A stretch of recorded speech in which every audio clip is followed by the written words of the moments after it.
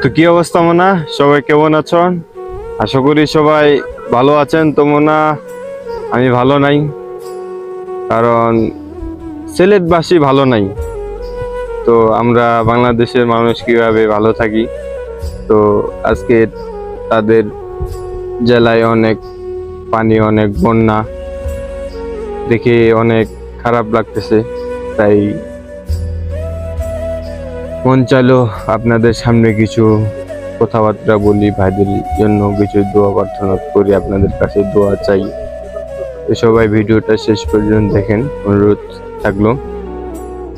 তো ভাই, যে বিষয়গুলা দেখলাম যে তারা পানির মধ্যে, সারা শরীরটা পানির মধ্যে, মাথাটা উঁচা করে এইভাবে বেঁচে আছে। আরেকটা জিনিস দেখলাম, তো আপনি স্ক্রিনে দেখতে পারতেছেন যে এক ছোট্ট বাচ্চা, মানে 2 বছর হবে, কোন ভাই ছবি তুলছে যে পানির মধ্যে সুন্দরভাবে বসে আছে। এটাও অনেক কষ্টের বিষয়। তাও আরেকটা জিনিস দেখলাম যে একটা ইঁদুর পর্যন্ত সে পানির ছাড় পায়নি। সেই ইঁদুরটা একটা ছোট্ট গাছে উঠেছে, বসে আছে। এবং সিলেটের মানুষের ক্ষেত এবং মুরগির খামার, গরু, ছাগল, হাঁস, মুরগি, পশু পাখি যত ছিল সব ধ্বংস হয়ে গেছে। তো আরেকদিন দেখলাম এক ভাইয়ের মুরগির ফার্মে পানি ঢুকে মুরগি সব, কিছু কিছু মুরগি মারা গেছে, কোনো মুরগি পানির উপর সাঁতার দিয়ে আছে। ভাই খালি মুরগিগুলা ধরে ধরে দেখাচ্ছিল। তো এটা অনেক খারাপ লাগছে। তো যেটা আমি শুনলাম বা আজকেও আন্দোলন দেখলাম, সিলেটবাসী আন্দোলন করছে যে ইন্ডিয়া থেকে পানি ছাড়া হয়েছে, তার জন্য তাদের এত ক্ষয়ক্ষতি, এত ধ্বংস হয়েছে সিলেটবাসী।